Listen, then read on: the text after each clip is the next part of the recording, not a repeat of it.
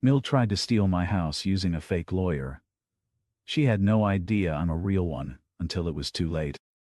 I'm 35, male. As a lawyer with over a decade of experience, I've learned that sometimes the best advantage is letting people underestimate you. I rarely mention my profession, unless I have to, which has saved me more than once, especially when dealing with my mother-in-law, Karen.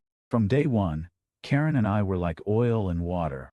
Picture this: a woman who'd spent decades being the sun her daughter's world revolved around, suddenly faced with some middle-class guy stealing her spotlight. She'd sit there at family gatherings, sweet as artificial sweetener, taking these perfectly timed jabs at my background or career. "Oh, honey, you work in an office? That's nice." All said with this smile that just dared you to call her out. When I proposed to her daughter, Karen went into overdrive. Suddenly every conversation included a mention of that nice doctor her daughter dated in college. He's chief of surgery now, you know. The fact that she had no clue I was actually a successful attorney just made her little digs that much more entertaining. Everything really hit the fan when we bought our house 3 years ago. It's this beautiful colonial place, a peaceful neighborhood, about an hour from Karen's house. You'd think we'd announced we were moving to Mars, an hour away, but how will I help the grandchildren? Never mind that we didn't even have kids yet. She started showing up unannounced, always with some paper-thin excuse about being in the neighborhood. Yeah, 60 miles from home then, about 6 months ago, Karen started getting weird about the house. It started with these odd comments dropped into conversation, stuff about family property and keeping things in the right hands. At first, we just rolled our eyes. But then she got more aggressive, questioning whether we were mature enough to handle home ownership. Everything came to a head one afternoon when she showed up with this guy who looked like he'd bought his suit from a Halloween store. She waltzed in like she owned the place, which, as it turned out, was exactly what she was aiming for. "We need to discuss some paperwork," she announced, settling in at our dining room table like she was closing on a Fortune 500 merger. "It's about transferring the house into my name. For the family's security, of course." I had to bite my cheek to keep from laughing. Her lawyer, Mr. Clark, started pulling wrinkled papers from a briefcase that had seen better days. Everything about him screamed fake, from his nervous sweating to the way he couldn't make eye contact. I decided to have some fun, asked him some basic legal questions any first-year law student could answer. Watched him squirm and stumble while Karen kept trying to cut in. "Let's just sign the papers and worry about the details later." Finally, I'd had enough of the charade. Reached for my own briefcase. "As a practicing attorney myself," I said casually, "I have some concerns about these documents. The looks on their faces, priceless." Karen's jaw literally dropped. "You're a lawyer?" "10 years and counting," I smiled. "Now, want to explain why you're trying to fraudulently transfer my property with falsified documents and an impersonated legal representative?"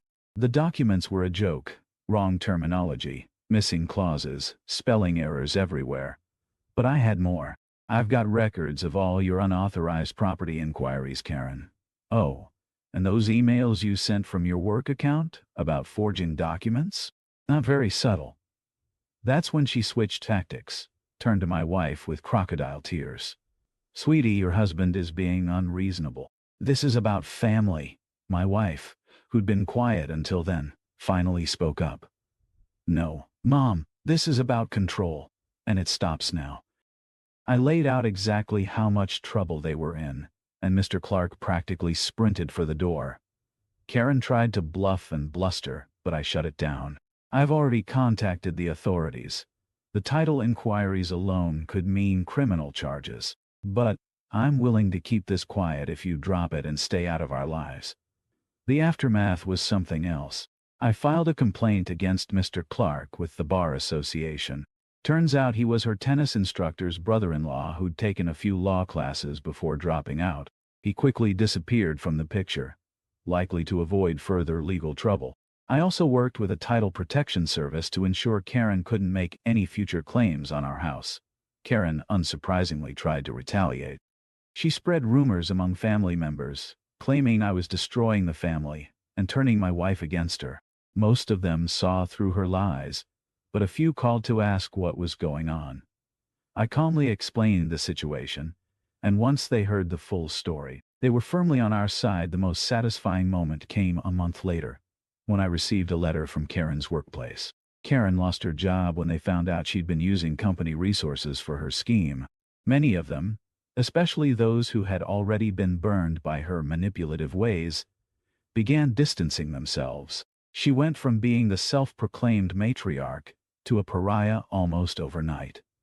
Still, she didn't go quietly. She tried one last desperate move, filing a bogus lawsuit claiming she had contributed financially to our house and therefore had a stake in it.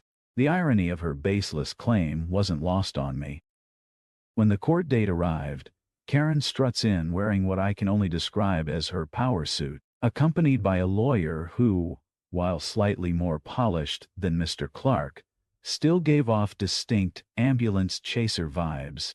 She had this smug look on her face, like she thought she was about to star in her own episode of Law and Order. I chose to represent myself. My regular lawyer offered to handle it, but after looking at Karen's lawsuit, he just laughed and asked, "Want to take this one yourself? It might be fun." He wasn't wrong.